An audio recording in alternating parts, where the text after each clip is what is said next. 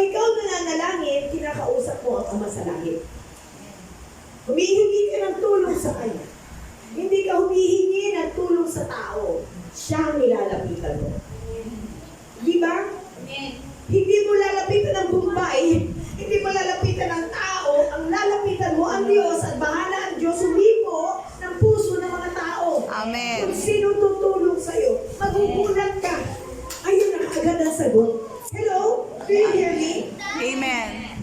Kami ni Bishop, 25 years na tayo ang River of God. Never kami. Isipin niyo buhay ko, Amerika.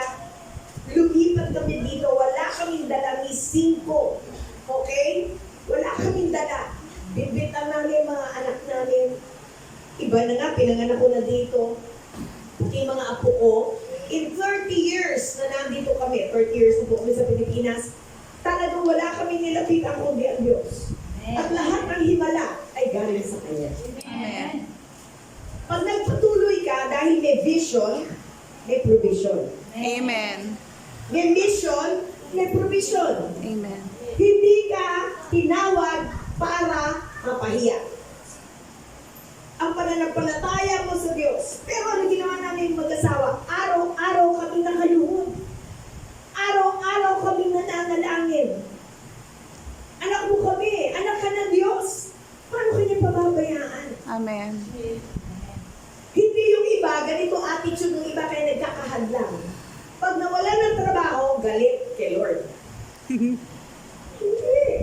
Sabi ko nga, hindi kasalanan. Lahat na ginawa ko, bait-bait ko na. Hindi na ako umiinom, wala na ako inaaway. Ako na lagi ako humingi ng, bakit ganito? Nawala na ako ng trabaho. Wala kaming pera. Wala pang tuition ng mga anak ko.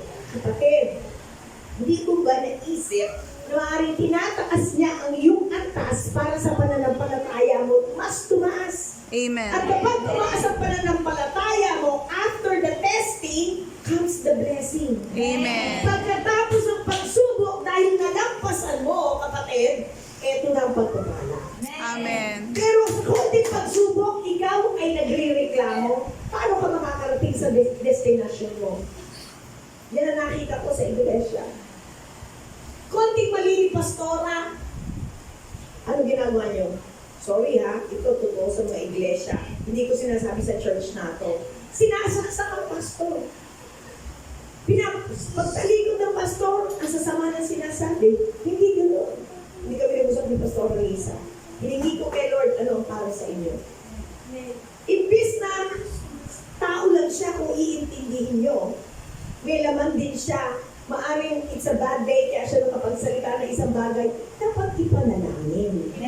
Kaya nga panalangin sa kapwa, panalangin ng sarili, ang pamilya, wala nang kahit anong tawag doon, a weapon, sandata, na mas hihigit pa sa panalangin. Ang sandata natin ay panalangin at ito ay kikilos sa spiritual. Amen. Listen to this. Sabi ko kanina, ang kalaban yung spiritual, hindi naman ang buto. Pag ikaw nanalangin, lumalapit ka sa isang espiritu, Ama, sa langit. Ang Ama natin, hindi natin nakikita. Ang mga anghel, hindi nyo rin nakikita. Pag sinabi mong, Lord, tulungan mo ko, sino pinapadala ng Ama? Mga anghel niya. Tutulong para makipagdigmaan sa mga espiritong masasama na pumipigil at hadlang. Naintindihan po to. Pero nakikita mo? Hindi. Pero, kanina ka lumapit? Sa Ama. Pag ikaw lumalapit sa Ama, is it okay? Alisin ko na ko. Okay. Baka masipa ako eh. Kapag ikaw lumalapit sa Ama, kapatid, listen, pag lumalapit ka sa Ama, ang tawag dyan na yung realm, yung teritoryo na yan na hindi mo nakikita, spiritual. Ang nakikita mo, physical. Tama? Turutin mo yung katabi mo. May laman at buto. Physical. Natural. Tama ba? Pero pag lumapit ka sa Ama, spiritual. Tandaan nyo to. Lahat ng meron ka dito sa mundo, lahat ng physical, lahat ng natural, saan nagsimula? Sa taas. Sa spiritual.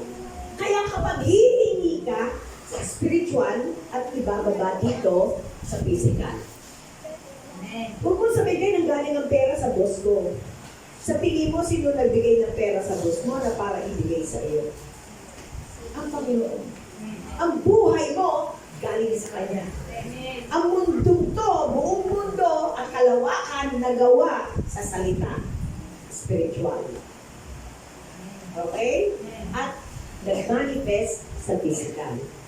Kaya pag sinasabi mo, Lord, pinagpala ako, nakikita mo ba ang salita? Hindi, pero narinig mo. Pinagpala ako, anak mo ko, dinideklara mo na ikaw ay pinagpala, na ikaw ay anak ng Diyos.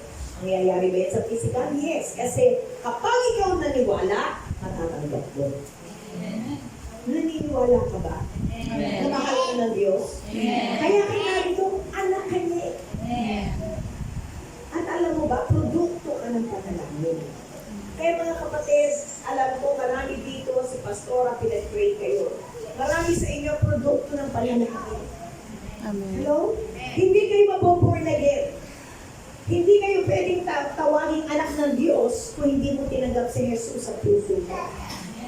Kaya ang nananahan sa puso nyo ay ang Espiritu, the Holy Spirit. The Spirit of God.